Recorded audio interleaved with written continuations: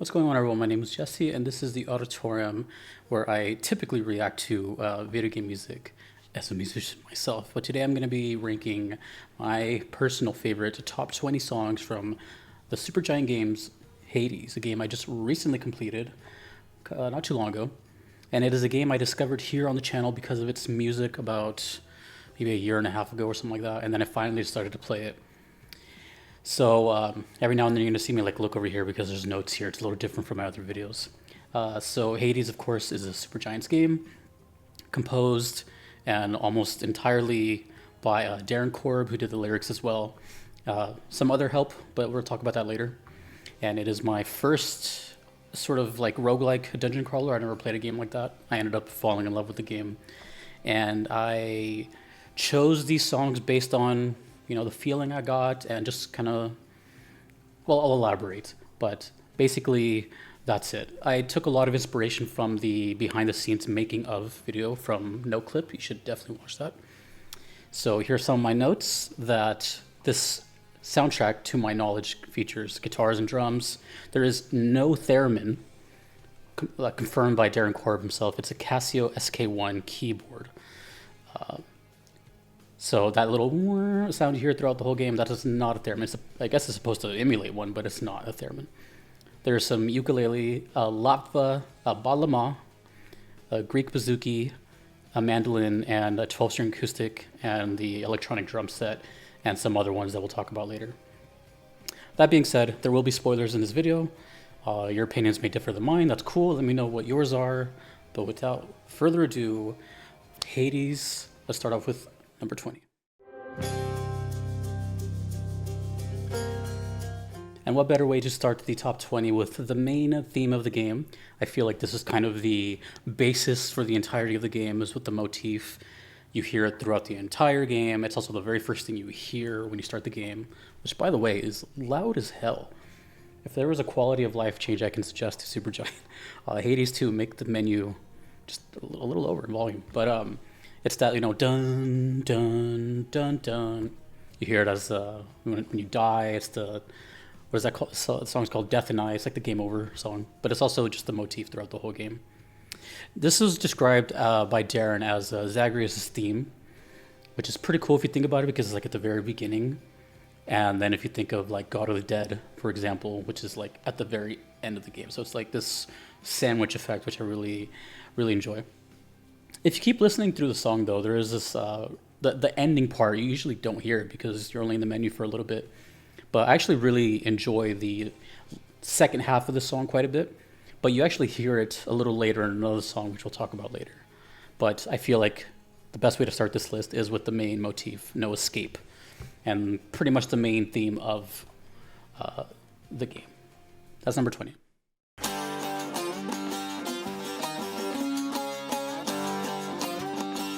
Number 19 on my list is Out of Tartarus, one of the many songs you hear from Tartarus, the beginning biome of the game. You can hear a couple of different songs in that biome. This one I mostly associated with the fight with Meg, the first boss, and your ex, apparently. And this one's really cool. It has this kind of swing rhythm, and I actually did a reaction video for it, which I quite enjoyed. The only reason it's down here is just and by down here, I mean, this is still one of my favorite songs. It's Hades, right? I can't even tell you how hard this list was to make, but they're always hard to make. But Out of Tartarus, as cool as it is, it follows the same formula of the biomes, which is like starts slow, kind of picks up in the middle, and then goes into like this hard rock thing. And the only thing that was just like, there was little variety in the song. It was kind of the same thing over and over and over and over, which is fine. But that's the only reason I put it at 19. While the melody is strong, dun dun dun dun dun dun, it just happens a lot, and there's really it doesn't really deviate too much. So amazing song, but it's just number 19. So on to the next.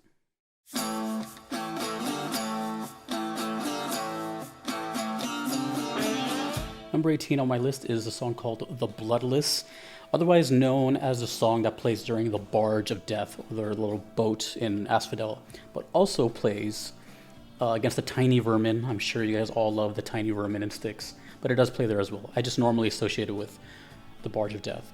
This song was kind of, it became sort of like an inside joke because I streamed my entire playthrough, which, by the way, cheap plug, it's that whole playthrough is right here on Jesse's VODs.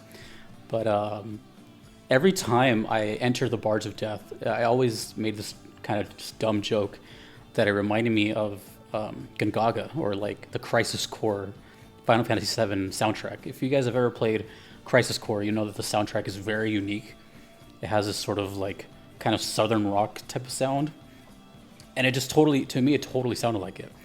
But also, interestingly enough, this song has its own little, you know, it has its own merits, because throughout the entire soundtrack we hear, you know, that theremin-like sound, which we've already talked about, is the Casio SK1, which is a keyboard, by the way. But in this song, there's like a lead guitar. You know, it's I don't know if it's a slide guitar, like if he's got a slide on, but you know, it's the lead taking lead, the lead guitar taking lead. It's not so much of the theremin sound. So for that, it stands out, and it's totally reminds me of this kind of like dive bar sound. For those that are old enough, I don't know why, but like I just think of, you know, a saloon, or you know, people drinking with this kind of song, and it was just a good time. But it just always reminded me of Crisis Core. Another thing I like about this song is that it's actually a crescendo. It starts really basic, da da da da da, and then it just gradually adds more and more instruments. The energy gets more intense until it finally kind of reaches its apex, and then we're all the way back at the beginning. So I really like the crescendo feel of this song for that. And I'm pretty sure, I could be wrong here, I'm never going to claim I know something because I'm not familiar with some of these instruments, but I think this is the bouzouki or the 12-string guitar. It's hard to tell sometimes, but that is number 18, is the Bloodless.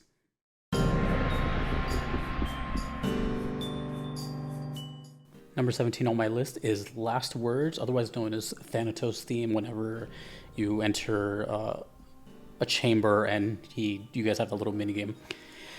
Which for the longest time I thought that was me against, like I was fighting him. I didn't realize that he was actually like, quote unquote, helping me. But anyways, this song is kind of a standout in the soundtrack. Same with Charon's theme a little bit, where it almost has like this sort of lo-fi, almost hip-hop like thing. The drums are very much electronic here. There's a lot of you know, synth buzzing, and there just seems to be an emphasis on kind of like a chill type of thing with the like little bell sounds. Which, by the way, the whole like feeling of the song actually feels friendly, which kind of makes sense because Thanatos is indeed friendly. Because again, at first I thought he was like an enemy, but you know, he became friendly and then more. And the song really reflects that.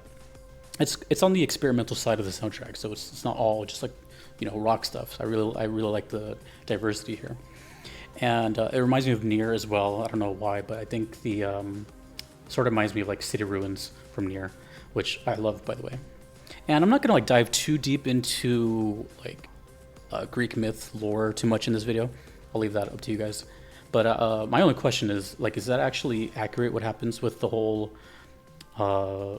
you know, Megara and Thanatos thing? Because the only reason I bring that up is I had no idea that there was even like some sort of like thing going on until it was made very obvious that something was going on. Because that up until then, for the longest time, I just thought they were like just friends or something, and then, you know, so. But either way, the song is really cool because it stands out for that reason, and it just has like a friendly, nice, welcoming, while dark, you know, it is death incarnate. You know, it's definitely supposed to sound menacing, but it's just like a light menacing.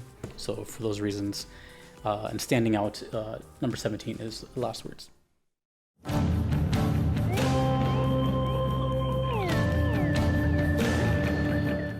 Number 16 on my list is Through Asphodel.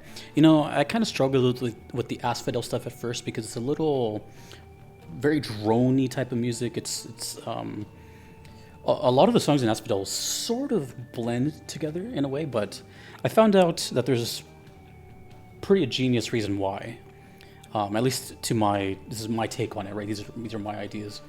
I don't know if this is confirmed or not, but for those that don't know, in Greek myth, the underworld is split into three, right? Elysium, which is sort of, think of it as like heaven, honorable. Asphodel, which is kind of like limbo, very generic. Most people end up here, and then there's Tartarus, which is actually hell. So the evildoers and all that. So if you really pay attention to that, you can kind of see the theming in the songs regarding their biomes. So for Asphodel, it's everything's in limbo. It's very like dragged out. So a lot of these songs have like a slow start to them. I call them a slow burn, no pun intended, because the magma. So this song takes quite a while to build up. We don't even get like a solid drum groove until after 5.5 minutes. But that's not. But that's like the point. It's like it's not meant to just like you can tell Darren is definitely serving the song or the stage, I should say, and it's a little bit underrated because it's just really like this dun dun dun dun dun dun dun for the longest time, and it takes its time, right? But what keeps it interesting is these counter melodies. So while you have that theremin sound, I'm always going to do that. You have the guitar doing something else at the exact same time. So that's really cool. It's very interesting how you can hear two different melodies at the exact same time. And that's pretty much it. I think it really took me a while to understand how Asphodel works, because it's meant to kind of aggravate you in a way, right? You got the magma everywhere. It's a second part of the game. The difficulty ramps up. Got some annoying enemies, and it's really cool. So Through Asphodel is, I think, pretty underrated, but absolutely fits once you know how like the myth works here. So that is my number 16, Through Asphodel. Oh, one more thing I forgot. This also sounds a lot like Mastodon or Slayer, at least towards the end. So if you're a big fan of those bands, I'm sure you'll love this song. Now on to 15.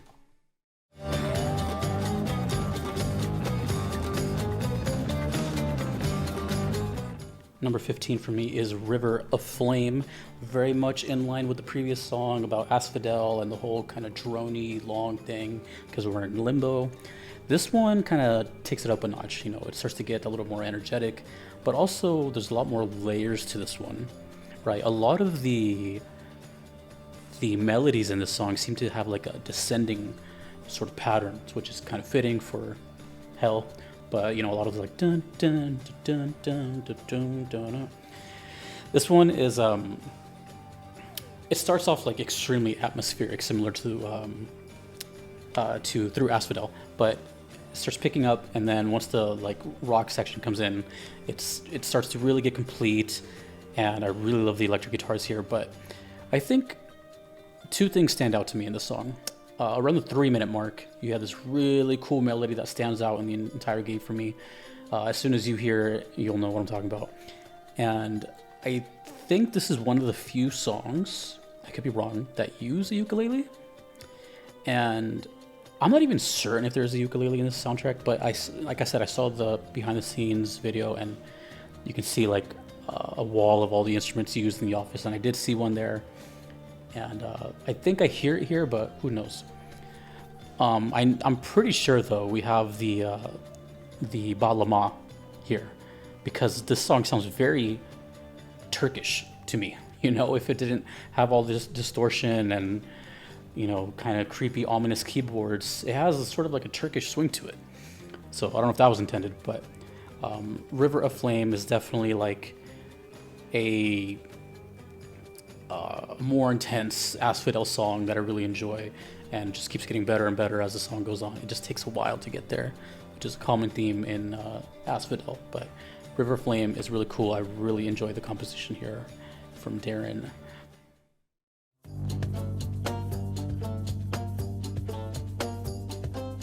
Number 14 on my list is Mouth of Styx. This song plays in Tartarus, and as I just mentioned about the whole like Asphodel being limbo and Tartarus being hell, you can really hear the menacing evil of this song. It may not be the fastest song or the heaviest, but it has this like evil chunk to it. It's so like brutal sounding because of how slow and menacing it is. There's like another song that we'll talk about later that's like that. So the main thing in this one, I'll keep it short, is the bass. It's the bass that is throughout the entire song. It's got this like pulsating do do do do do do do do, but also it sounds like Tool. I love the band Tool, and if you know the band Tool, you might hear a little bit of maybe an influence. I don't know if Darren likes Tool, but I cannot help but hear Tool. So just for that, it goes up a little bit. That's pretty much it. It's just really evil sounding, and it does sound like something you would hear where the worst people reside, in Tartarus. That is Mouth of Styx.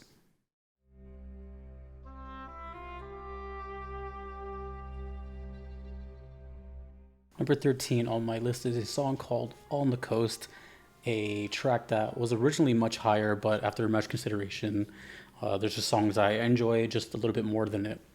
But this song is quite unique for many reasons. You know, it's starting to get difficult from here on out. And this song is essentially, you did it. You escaped. You've done your deed. You're on the way to see Mother. In this case, Persephone. This is her theme in a way. You know, the theme of Greece. It's completely different from the entire soundtrack, which is completely intentional, right?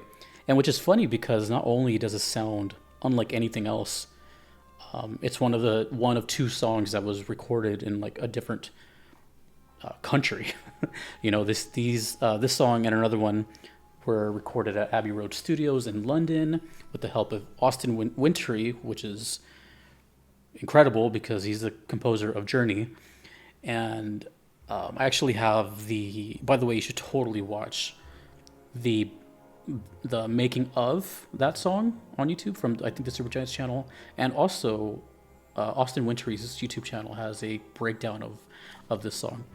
But before I get into that, so this song does not feature any of those theremin sounds, right, where we've escaped. The theremin sound is very much relegated to the underworld. So now we have all these instruments that have not appeared prior. So you really feel like, in a way, it sounds kind of like birth. You know, it just sounds like this like life and just this beautiful sort of new beginning, right? We get to just have oxygen and, you know, see the sun. I always associate this song with that little scene when you walk up to the cliff and you can see like the sunrise. It's so beautiful to me. So, and then also, it's even mentioned in the game when you go to the house contractor and you buy the songs, it says that the song features instruments from the surface world. So you can definitely hear the difference there. But you made it, so it's like a finally relief song. So just to give you an idea of like some of the instruments that were used in just this one, there's flute, the oboe, the clarinet, the tenor trombone, and we have the harp, some percussions, two percussions, violins, viola, cello, and double bass, and the bouzouki, of course. So there's a whole just bunch of new sounds, right? We're all, up until now, we're used to this kind of Mediterranean, like Halloween rock thing, and then all of a sudden we have this, wow, you know, we're gonna see Mother, and it's really beautiful. It sounds like birds chirping. So for all those reasons, it's a very special song. And then after a while, you can't hear it anymore. You can only hear it via the like jukebox section of the game. So On the Coast is definitely something that deserves its own spot. And I highly recommend the behind the scenes and the Austin Wintory's. I'll probably link them both like in a pin comment or something. But that is my number 13 is On the Coast. Congrats, you beat Hades.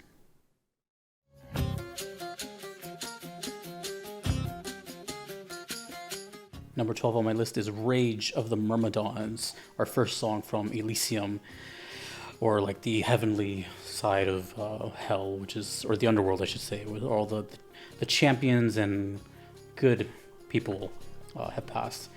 And again, the music really kind of reflects that here. I didn't notice that at first, but like I said, you know, Asphodel has this kind of drony, slow, metal sludge sound. Everything from Tartarus sounds kind of evil and menacing, and then for Elysium it has this swing. Like there's this like very champion-esque swing. It's almost celebratory, and this song has one of my favorite melodies. The melodies in Elysium, I think, are some of the best, but the energy starts to ramp up here. I like how the bass follows the melody in this one, but also there's this little section where the theremin sound follows the main lead, which doesn't really happen too often, but in this one it does, and does it perfectly. One of the highlights of this song is like the last minute or so. You can hear Darren kind of killing it on the drums. It's got like this little drum solo going on, and there's like this chaos noise, no pun intended, not chaos, but chaotic noise of just like what would be the equivalent of a live band doing like feedback and that kind of thing. There's like the theremin sound is going everywhere, and it just sounds like a bunch of nonsense, and then it kind of like gets back into the swing of things. But you can really, I think Elysium has some of the coolest drum stuff going on because of the energy starts to get high, and of course the difficulty ramps up quite a bit. I'm sure everyone here can agree that all those enemies in blue are some of the most annoying. They hurt. The shield guys suck. The witches suck. The little flame wheels suck. It all sucks over there. But the music is definitely cool, and for that, I definitely like Rage of the Myrmidons as my number 12.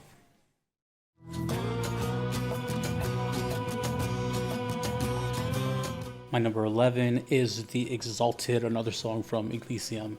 And man, over here now, things are really picking up. The energy is really increasing. This is absolutely one of the best melodies in the game, and one of the most memorable. This is one of those ones that if you hum it along to someone, they'll know which one it is. It has such a memorable hook, but also this song is just filled with groove. I think we don't give enough credit to Darren as a drummer. I did not even know that he played drums. I knew he was like a multi-instrument, and producer and all that, but I had no idea that the dude can rock out, because the drums in this song are pretty crazy. And if you actually watch that documentary, there's like a nice section where you can see like behind the scenes of him recording this exact song. You can see him playing the drums, you can see him playing the guitar, which is really cool. I mean, for me, I'm a guitar player, so like I geek out on seeing like the digital audio workstation and the plugins and all that. Which, by the way, I really tried. Hopefully one day Darren sees this, or if anyone knows, what was the green guitar he was holding? It was like a Les Paul. I think I'll have a picture here, but it was like a Les Paul shape. It wasn't a Gibson. I couldn't see the headstock, but it was loaded with what I thought were like Seymour Duncan JB pickups. So my thought is it's like some just random pawn shop guitar that's like souped up with the Seymour Duncans, because that thing sounds brutal, and it's here. So either way, it's just one of those songs that is one of the catchiest in the entire soundtrack. Such great energy. I love the drumming in it, and it's just, again, that sort of like champion feel of Elysium, and there's no better soundtrack to getting your ass beat than The Exalted. Or we'll see, who knows, maybe there's other songs coming up. But that is my number 11. On to my top 10.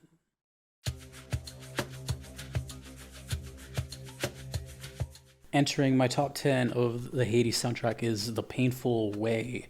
And speaking of super catchy melodies, this is absolutely one of the catchiest. You hear really early on. It's one of the songs you hear in Tartarus.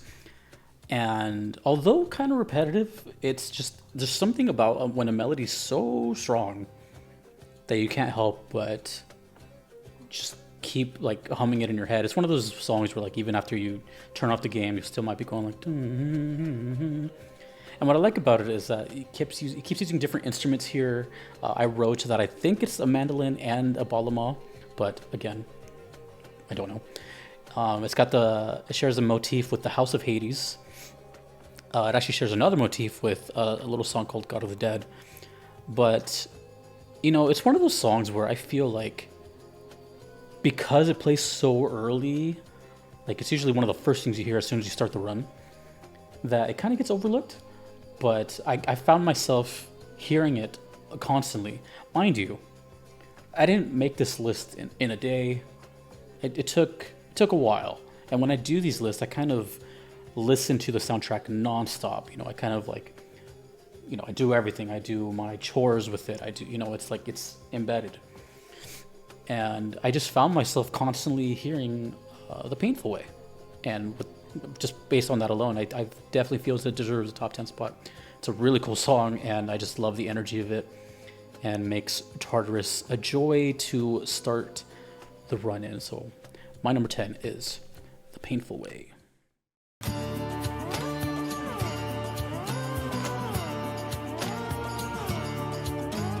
Number 9 on my list is The King and the Bull, aka Asterius and Theseus, everyone's favorite antagonist.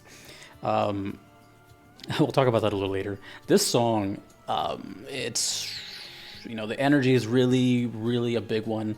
It's meant to kind of drive you through Elysium, right? You're like kind of, you're proud at beating this guy's face with this song playing, and that's the way it feels. The thing about this one is that it's very fitting, because if you really listen to it, it kind of sounds like a wrestler's theme intro, like a crowd or like a coliseum is like hearing this. It sounds very like a theme, and that's pretty much what happens, right? You're fighting and there's like a whole crowd. So in that regard, it really does the job.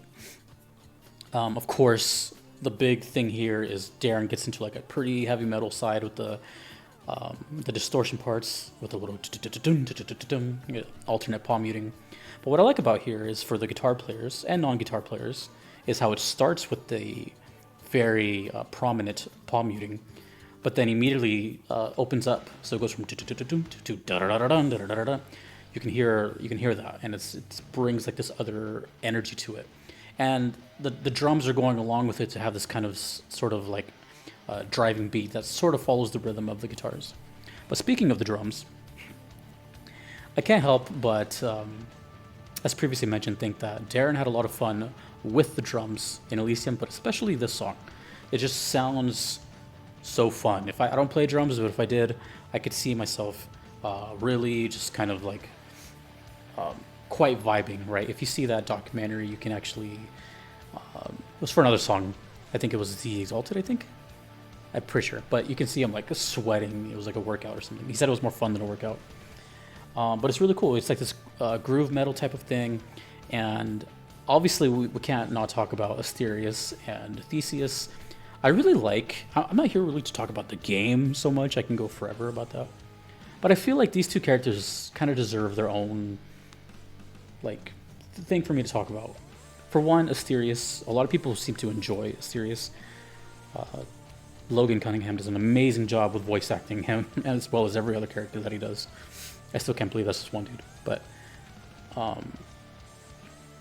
like the fact that he like respects his opponent, right? He doesn't really like trash on them. He doesn't really hate on Zagreus. He's just kind of like, all right, let's fight. But he sees that he gets stronger. He accepts defeat. He even tells Theseus like, hey, don't take this guy lightly. And then where he has Theseus, this kind of like pompous, sore loser, I think I'm saying all this stuff because it makes the song that much more enhanced, right? Like, because the characters, so it makes the song that much better.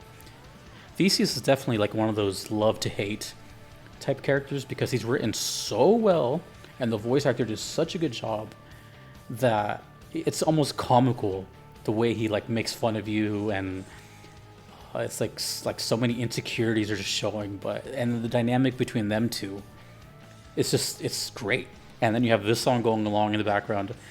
The King and the Bull is definitely, it's on my top 10, it's number 9, but it's such a cool song, and it's just a metal fest. But also the beginning is a really nice build up into it. So yeah, Darren definitely had fun with this one. I'm totally sure of it. That is King and the Bull, number 9.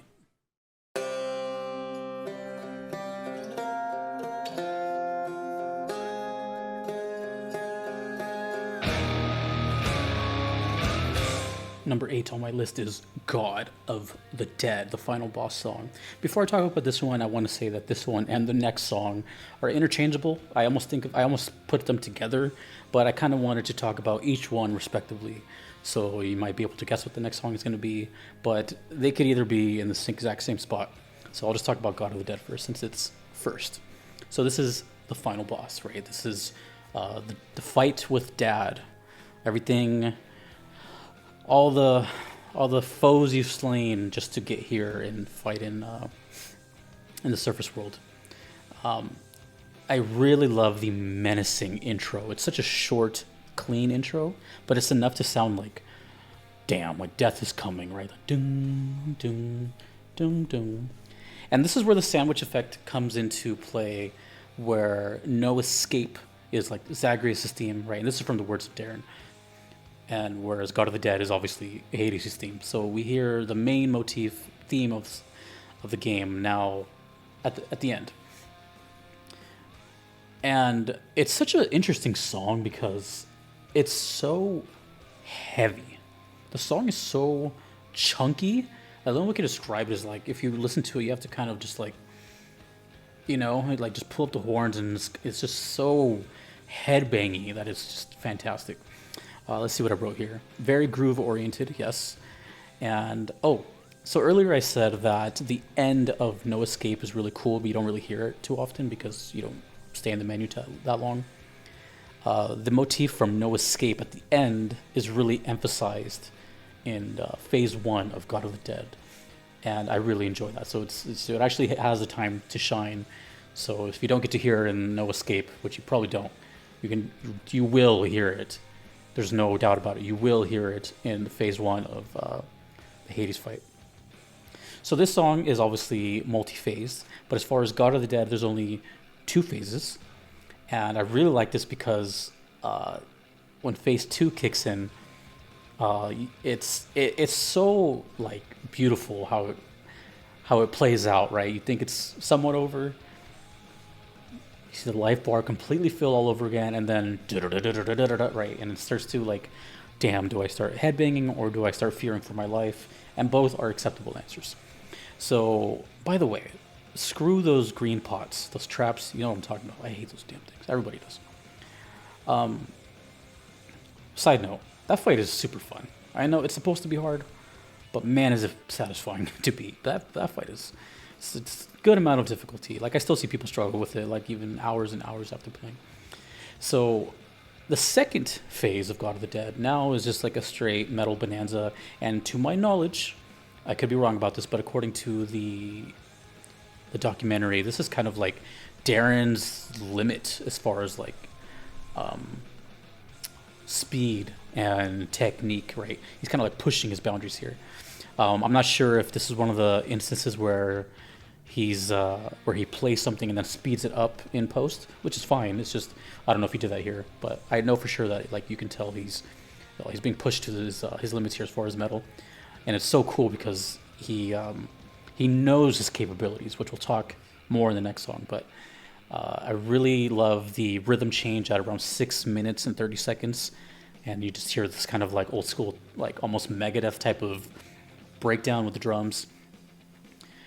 And then finally it's over, right? You've done it. And what's really cool is the song like really calms down. And then you hear this just filthy ass bass line. So they're saying their last goodbyes before Hades gets, and then you hear this little boom, doo doo doo doo, boom. The bass just, it's a perfect ending there, and that's God of the Dead. But we're not completely done with this fight, so we're gonna move on to number 7. But my number 8 sort of is God of the Dead, the final boss song.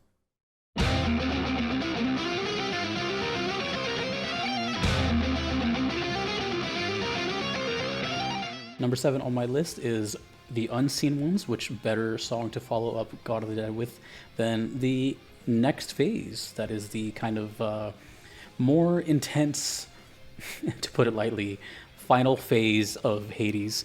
So congratulations, you beat Hades, but now what? You get the Pact of Punishment.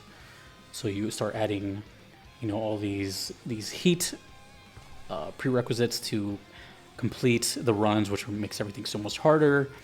And this is part of the Extreme Measures Pact, meaning every boss gets some added, let's just say, flavor to their boss fight. It alternates it, it does stuff to it. In Hades' case, he gets super hard, much faster, and a third phase. And so the life bar fills up again, and now we have this shred fest of a song. And this one's really cool for many reasons. For one, it features two guitarists, two guest guitarists, and this is why I think Darren is so cool, because rather than kind of like fake the funk or something, I'm pretty sure he was just okay with, hey, dude, I can't play this. I know what I hear in my head, but I can't do this. So let's get to like shred masters that can. And I don't know a whole bunch of info about the two guests, but I did find some things. The first one being Masahiro Aoki. I'm familiar with his work on Street Fighter V, so that was really cool. He did most of Street Fighter V's songs, including Ken's theme, which is highly regarded as like one of the best songs in that game. And he did No Straight Roads and a bunch of other stuff. And then Daisuke Kurosawa has a little less. He was more harder to find some information on, but he has his own YouTube channel, which he's pretty active on, so I definitely recommend you check that out. The thing about this song, which is, I don't even know how I forgot this. This was my introduction to Hades. It's so bizarre because my first song I ever heard of this game was this one. So my first impression is essentially the last song you hear, and it's quite an introduction because it's not really like the rest of the soundtrack, right? It's definitely metal, but it nowhere. When I first heard that, I was like, oh, Hades is this Shredfest Guilty Gear thing, and yeah, no. It's literally just for this last segment of you pulling through, and as cool as it is, the shredding definitely kind of like pumps you up. It's like you're on your last Death Defiance, you're pulling through, this is not an easy fight, And there's just something about I'm a guitar player, so like I really love like the shredding aspect of it. But it's beautiful though, because it's just pure adrenaline, and then it has one of the best endings ever with the dun dun dun dun dun dun dun dun dun, because that's like when you have his life bar like pretty close to the end. So it's just so fitting, and you can really feel like the intense heat of the song. Full pun intended on that one. I even wrote that down. But really cool that he got the two guest guitarists and the unseen ones. It really is like one part of the song of God of the Dead, but I just felt like I had to talk about both of them individually. So yeah, the unseen ones, my introduction to this game, but I'm glad I stuck around because here I am making a video about it, 2 years later. So that is my number 7. And also, you cannot talk about the song without mentioning Darkness.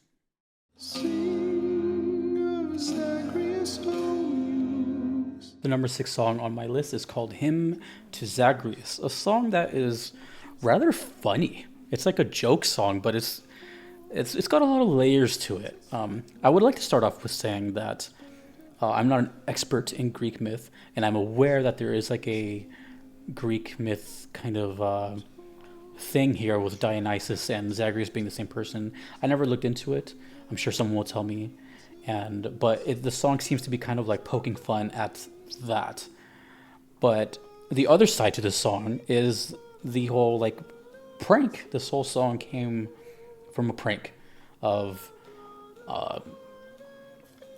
like Dionysus and Zagreus got together and like, hey, let's just, kind of make up some wacko stories about your accomplishments and tell Orpheus, why not? Haha, nudge. And it became a thing. It's like it plays out so funny in the game because, Zagreus keeps telling Orpheus, hey, did you know I did this, did that? And you can tell he's completely just joshing him. But what I really like is that they infuse like the gameplay and dialogue moments into the lyrics of the song. So, like, for example, like one of the first things he said is like, do you remember that, what did he say? I slayed a Hydra without breaking a sweat. And then one of the first things you hear in the song is like, Slayer of Hydras. So it's just sprinkled with like those little stories that he told. But what's great about it is like eventually he's like, hey, I was kidding, right? And, you don't have to do this. And it's followed by one of the greatest lines where he's just like, what have I done? The whole song is basically like, what have I done? The song. And one thing that's I found very interesting is that Orpheus the whole time is very much like, oh, stop with the humility, or you don't have to, you don't have to lie about your accomplishments. And it kind of makes me think, there's been some people that think that Orpheus is like in on it and he's just kind of playing back at Zagreus, or some people think he's gullible and, he just made the song. But it's cool because he's the homie and he made a song for our prince of the underworld. And it is a hymn, which is unique, right? It's not a song per se. A hymn is obviously like a song of praise. So the structure is very unique, right? The chords are just kind of following along the vocal cadence. And there's not a whole lot going on musically, but it's still really nice because of Darren's falsetto. And it's just funny how much Darren is infused here, right? He's the voice of Zagreus, he's the singing voice of Orpheus, and it's just funny, the whole thing is funny to me, and it's a really good song, or hymn, I should say. But the whole thing was very lighthearted and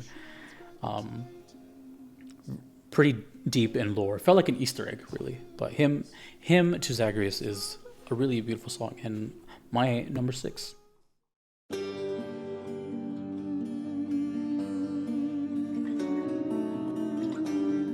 We are now entering the top 5 of my favorite songs from Hades, and for me, number 5 is the Lament of Orpheus. For those who don't know, a lament is a song of grief. It's really sad, and if you know the story of Orpheus and Eurydice, that is exactly what the song is about. So without getting way into it, because Greek myth and lore has a whole lot of twists and turns, but I'll give you the basic rundown of it, as I'm not entirely 100%, but I'll give you the gist from what I know, and that is, when they were alive, Orpheus and Eurydice were, happily ever after, and then Eurydice died, and of course Orpheus was sad about that, to put it lightly, and kind of made his way down to the underworld to get her back. And I believe it was Hades himself that kind of struck up a deal and said, you can have her back and take her back, but the only thing is you can't look back at her. And that was it. And the story goes, he made it all the way, and but he couldn't hear her footsteps or anything, so he had no idea that she was back there. So he made it all the way basically to his goal and the finish line, so to say, and his judgment got the better of him and turned around, and she was there, and she got sent back. So of course he felt like an idiot, and that once you know that, the whole lyrical idea makes complete sense in this song. Don't look back. Now that you know that, it makes total sense. But on top of that, it's just really Darren at some of his best here. He's doing this really falsetto thing that's just really beautiful, and of course the song is very much a sad tale, right, of his love that he lost twice. I mean, eventually, he died too, and but we'll talk about that soon.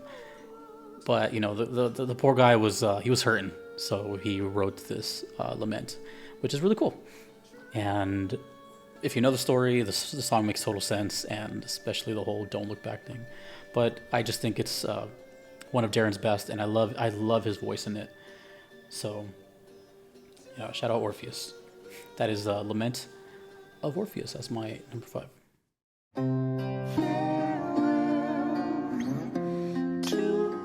Number 4 on my list is a beautiful little song called Good Riddance, and this is going to be kind of like the song as a whole. It does have 3 versions of it, as a Eurydice solo, an Orpheus solo, and the duet. But we're going to talk about them kind of like all out as a whole. Not a whole lot to say here. It's just, again, now that you know the story of Orpheus and this whole Eurydice thing, this song is beautiful for mainly the context of the lyrics that have this feeling that I always think about, as being a human, that I think a lot of us kind of think about at some point. And the song is about acceptance of death and being free, essentially, and kind of coming to terms with the freedom of death, right? The lyrics are very much emphasizing the beauty of kind of leaving it all behind. You don't have to worry anymore. No contracts, no debts to be paid. All these expressions, but there's just like a beauty in it, because I think, I know I should be talking about the song, but it's just like as a person alive, there's just something really beautiful about that, because many people fear death, and it's understandable. We all want to be here for our best years and all that, but we've also have either lost loved ones or know people that lost loved ones, and it's kind of songs like this that make you realize that hey, it's not so bad, because they're no longer suffering, right? I don't know the story of Eurydice in this case. I'm sure she had a life, and I'm pretty sure she died young, but at the same time, getting the whole closure of it all it's a beautiful thing. And it's kind of those songs that can kind of bring you to tears once you really put that together. And that, alongside with Orpheus, who, as we just heard, has his own story, and when they come into the duet part, it's truly beautiful, because they're both no longer suffering. He grieved, she was by herself, and now they have each other, and now they can just sing the song forever and in harmony, quite literally and expressively. This is obviously Ashley Barrett, who does an incredible voice. She has such a heavenly voice, and the combination of her sound with Darren's falsetto it's really beautiful. It's a lot of people's favorite song. I could see how it's their favorite song. But besides the whole beauty of the song, for me, it's really the lyrical content, because I think sometimes we just need to be reminded of that, and it's a really human feeling, and it really hits home to everybody. It affects everybody. So I think for that, and of course the chord structure and everything, is just such a beautiful song all the way through. And the title, right? Good riddance. It's like a relief off of you, right? What does she say? She says, Atlas can rest his weary bones, right? The weight of the world. It's beautiful. It's beautiful. I don't give enough credit to Darren's lyricism, but dude's a genius. So my number 4 is Good Riddance from the Eurydice Orpheus story.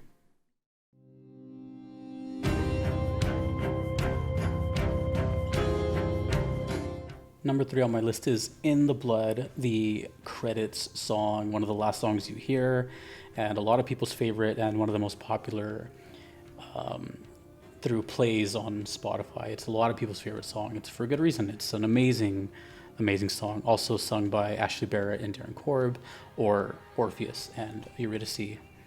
This is essentially the end of the story of the game, right? With the whole Persephone thing, and you're taking the river back with Charon. It's really cool seeing all the biomes and going all the way back to the House of Hades. This song is pretty unique, right? It's one of those 1 out of 2 songs that really stand out in the soundtrack. The other one being what's it called? The On the Coast, right? Both of these songs were recorded in Abbey Road Studios in London, arranged by Austin Wintory of Journey fame and other games, but I mostly know him through Journey. And I really recommend watching the behind the scenes. It's a short video on how they made those 2 songs. But also, those 2 songs are connected quite a bit. They both share motifs with each other. If you listen to about a minute 24 of On the Coast, you're going to hear that at about 23 seconds in of this song, right before Ashley sings. You're gonna hear that little flutter of the flute. So this one is all about like the whole. There's two songs in this feel. I'm sorry. There's two songs in this game I feel really represent the game as a whole, and this is one of them, where you hear all these motifs and everything kind of come together. So we hear the motif from the on the coast. We hear the main motif, and from No Escape. And it's essentially, you know, the theme of the game, right? It's about family, all these characters you've met. That's what the lyrics describe to. And it's like a perfect kind of cap to it all, right? I also reacted to this song a long time ago. And I have to admit, you know, when I first heard the song from Hades, I had no idea what kind of game this was going to be, because I started with the Unseen Ones, and then I heard In the Blood like not too much later. So I had, you know, two really different songs. So I was like, what kind of game is this? Which is funny because some of the first songs I heard were some of the last songs you hear in the game. But In the Blood is a really special song because of, again, whereas On the Coast was instruments you've never heard before, In the Blood is that plus the instruments you've heard before. So it's really the whole package. You hear the horns, the flutes, the big orchestral stuff, but you also hear Darren's guitars, you hear Darren singing, you hear Ashley singing, you hear there's a whole lot going on here. It's like everyone's being described here: Zagreus, Persephone, all the gods, essentially, Orpheus, Eurydice, etc. So it's like it's a really nice send off, and I just really like that scene of, you know, going back to the beginning. There's a really beautiful section where you hear a Glockenspiel. Let me know if I'm saying that right. I think it's a German word. In the bridge of the song, you'll hear a little like I think it's like a bell sound. It's like a little thing called a Glockenspiel. Either way, In the Blood is a really special song, and for many people, they're favorites. To me, it's incredibly hard for like these top three, but In the Blood is definitely absolutely special and completely deserving of a credits, you know, type of song. Ashley and Darren killed it, and Austin Wintry, everybody involved. So my number 3 is In the Blood.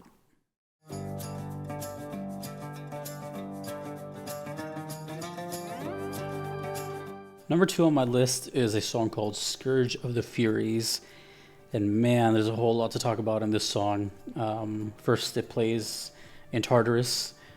Sometimes you hear it during the Fury Sisters fight, but it kind of just plays in like maybe a sub-boss sometimes. I heard this song early on, right? After like the Unseen Ones, it was one of the first ones I heard. And man, I still remember to this day, right? Like my whole channel is focused on like video game music reactions.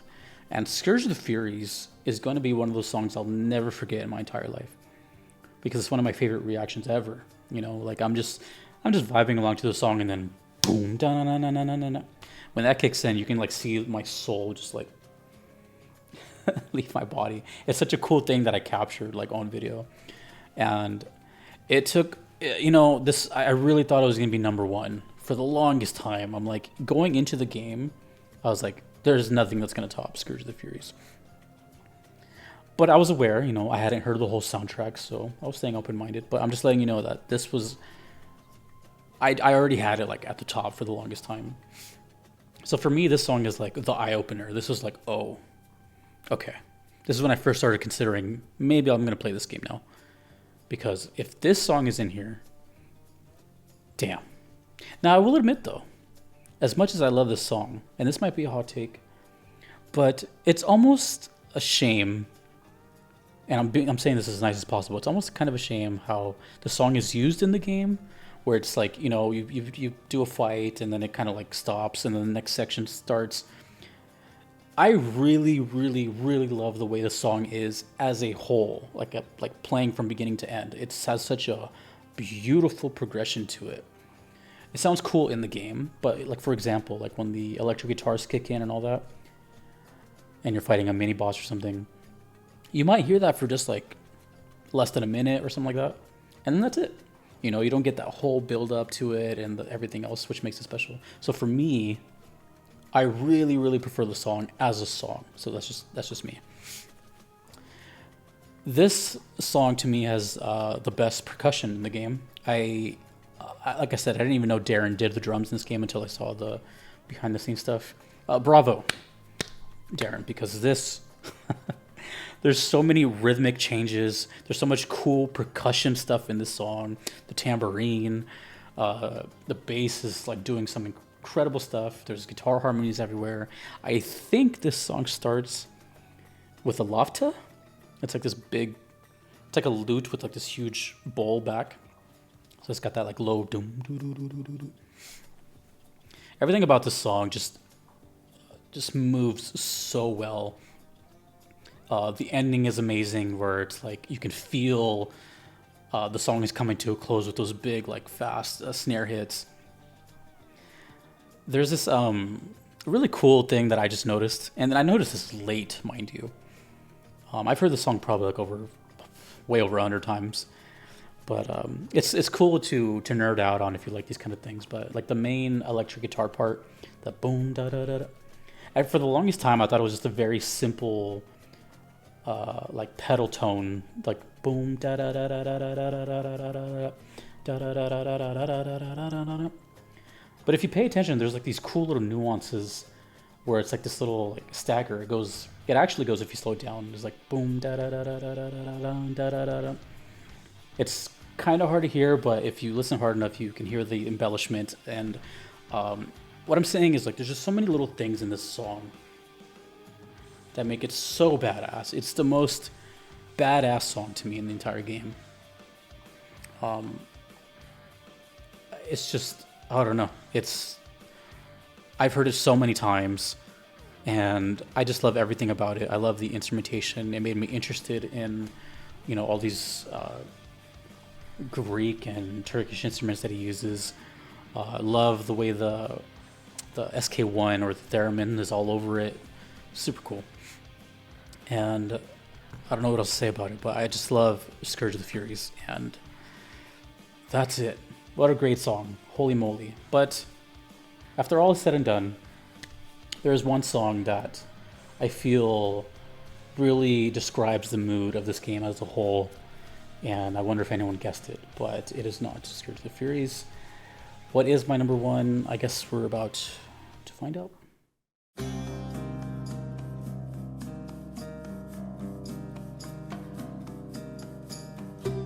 My favorite song from Hades is a song called From Olympus. A beautiful song that I could not stay away from. I just kept on playing it. I kept on playing it. It's one of those that I did not hear before the game, so I did not react to it or anything. I discovered it in game in its proper place, and there's a lot of things I can talk about this song. For one, it shares a motif with the Lament of Orpheus. If you listen to the Lament of Orpheus, it starts almost identical on the G minor. But also, there's kind of like two things going on here. For, I think most people, they would associate this with Patroclus and Achilles. The also my favorite spot in the whole game is that little chamber in Elysium with the waterfall and everything. And of course, for many people, Patroclus is like the biggest homie, and you know, fills up your death defiances or your attacks or whatever, but also has a running story with Achilles, which is a really beautiful story. But the thing is, this song actually plays much sooner before then, in a little flashback. One of the times where you're forced to rest on your bed and you like have a kind of a dream where Zagreus is snooping around and he finds a letter from Persephone, his mother, which is essentially the catalyst to, in my opinion, the game. The game kind of stems from that. And since Persephone is from Olympus, that's actually what I derive the title to come from. right? If you know the story of Persephone, she was Demeter's daughter, and she got dragged down by Hades and all that stuff, but she was from Olympus, and she became the queen of the underworld and all that stuff. But the song is such a... I can't even describe it. It's like haunting. I love hearing it every time. It's like the perfect length, right? And I noticed, myself included, but when I watch other streamers or something play it, I noticed there's this kind of common thing where if they don't care about the time, they'll get their thing from Patroclus, and then before they choose a door, they let the song finish, where it'll be like dun dun dun dun, and then they'll go out. It's kind of funny. I don't know if any of you guys have noticed that, but I've definitely noticed it. I believe this song features the bouzouki. I think I'm saying that right. Bouzouki, and maybe the lafta as well.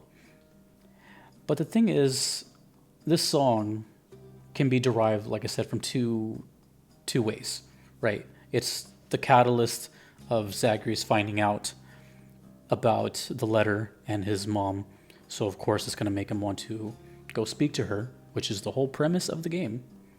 And then there's the people that associate it with the Patroclus and Achilles story, which is also very beautiful. But at the end of the day, it's just something about, like, I'm not going to fight it. I'm not going to argue with myself.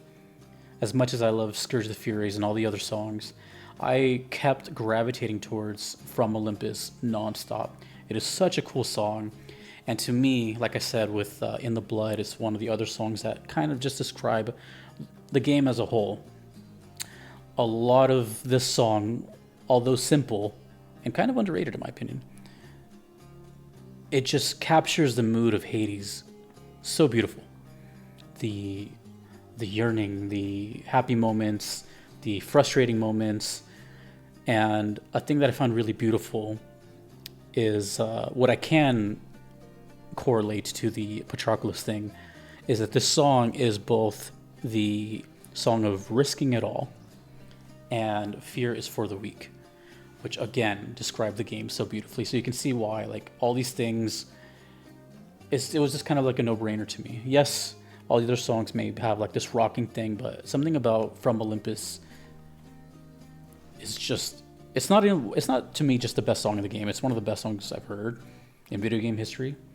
It also does not feature that whole theremin sound. It's got its own little thing. It's very simple, right? But I can't argue with my playbacks. I've heard this song so many times. From Olympus is, to me, the best song in Hades, and what describes it perfectly alongside with everything else. It was a very hard list to make. I'm sure you all have your different songs for different reasons, but for me, absolutely the story of Persephone, the story of Zagreus, and the premise of the whole game all kind of correlate to From Olympus. So that is it. I don't know if you guessed it. Let me know. Let me know if you agree. What are your favorite songs?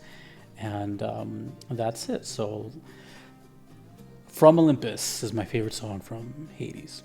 So with the conclusion of my list, I wanted to get out of here with just like this parting statement.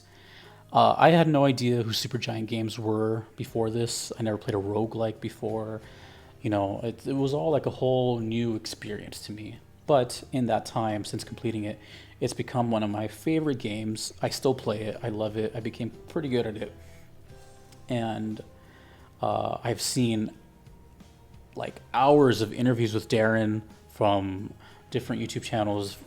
I've seen the whole documentary behind, and I can't wait to check out the other documentaries for like Transistor and all those. I became a fan of Supergiant, to put it lightly. I cannot wait for Hades 2 and to do, to just be immersed all over again. But soundtrack aside, it's just it was a fantastic experience. And everyone that I've talked to about it seemed to all agree that this is like such a fun video game. Like gaming has gone such many directions with like drip content and battle passes. Hades is just Hades, and that's what I love about it. I love the dialogue, the voice acting, everything is just so on point. I loved everything about it. So it was a total surprise hit for me. And I'm really inspired by the way Darren worked on this, and did the voice acting too. So like a huge shout out to Darren Korb. Seriously, really inspired because he's not. We're kind of in the same age realm, and now he's regarded as one of the current best composers. Doesn't get enough credit on his drumming and everything else. So the whole Hades experience has been just fantastic. So thank you guys for showing me the game, and I'll see you in Hades 2, where I'll do another top 20. But that is my list. Let me know your experiences with the game, with the soundtrack, and anything I might have missed, or please correct. I'm not a huge expert on everything, but I tried my best. But that's it. That is my journey with Hades. So until next time, my name is Jesse in the auditorium. Take it easy.